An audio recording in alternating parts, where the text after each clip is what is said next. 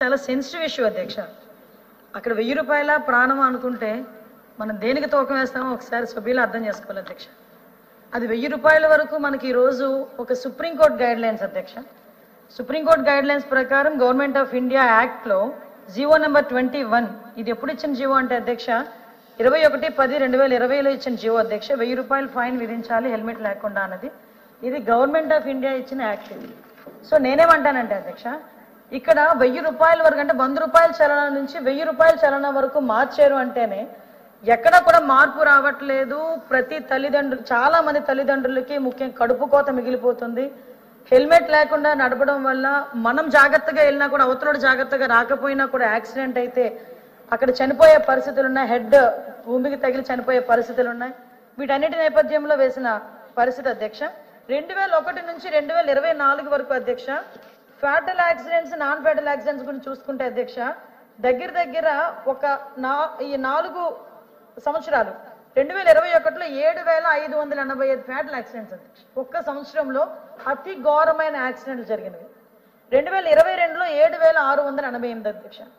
2023లో 7516 అధ్యక్ష. 2024లో 6902 అధ్యక్ష. అంటే సుమారుగా అతి ఘోరమైన ప్రమాదాలు ఎన్ని జరిగినాయో జస్ట్ సభ్యులకి మీకు ఇన్ఫర్మేషన్ ఇస్తున్నాం.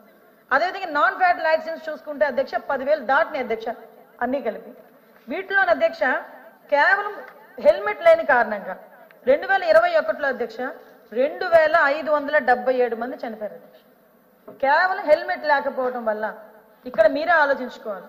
ఈ 1000 రూపాయల ఫైన్ అన్నది రాష్ట్రంలో అన్ని చోట్ల కూడా మొదలు పెట్టలేదు. To be implemented. ఇంకా ఇంప్లిమెంట్ చేయడానికి మేము ఒక ఎక్సర్సైజ్ చేస్తున్నాం. కానీ కొన్ని చోట్ల పైలట్ ప్రాజెక్ట్ కింద కొంత మూవ్మెంట్ అనేది జరిగింది. మీరు అక్కడ ఉన్న జరిగిన సిచ్యువేషన్ మీరు చెప్తున్నారు, కానీ స్టేట్ మొత్తంలో ఎక్కడ 1000 రూపాయల ఛానల్ అన్నది ఇంకా లేదు. To be implemented. కానీ దీని మీద కూడా అవేర్నెస్ క్రియేట్ చేసిన తర్వాతనే పెట్టాలని గౌరవ ముఖ్యమంత్రి గారి ఆదేశాల మేరకు ఇంకా అవేర్నెస్ ప్రోగ్రామ్స్ మేము కండక్ట్ చేస్తున్నాం. మీరే ఆలోచించండి. 2022లో 3042 మంది చనిపోయారు అధ్యక్ష కేవలం హెల్మెట్ లేని కారణంగా. 2023లో 3108 మంది చనిపోయారు. 2024లో 3400 మంది చనిపోయారు అధ్యక్ష. అంటే ఒక హెల్మెట్ లేని కారణంగా చనిపోయిన వాళ్ళ సంఖ్య చూస్తున్నాం. అదేవిధంగా ఇంజూరియస్ పర్సన్స్ చూస్తే డబల్ ట్రిపుల్ ఉన్నారు అధ్యక్ష. ఒక్కసారి మనం కూడా ఆలోచన చేసుకోవాలి. ప్రతిసారి అదేవిధంగా అధ్యక్ష రోడ్ యాక్సిడెంట్లు జరగకుండా బ్లాక్ స్పాట్స్ ని సుమారుగా 961 బ్లాక్ స్పాట్స్ ని కూడా మేము ఐడెంటిఫై చేసి దగ్గర 1117 సీసీ కెమెరాలు కూడా ఏర్పాటు చేసుకుని వాళ్ళకి ఎప్పటికెప్పుడు అక్కడ 24/7 పోలీస్ డిపార్ట్మెంట్ వాళ్ళని అక్కడ కాపలా పెట్టి వాళ్ళు డ్యూటీలు వేసి ఇంత పని చేస్తున్నా కూడా ఎక్కడో ఒక యాక్సిడెంట్ జరుగుతూనే ఉంటుంది అధ్యక్ష.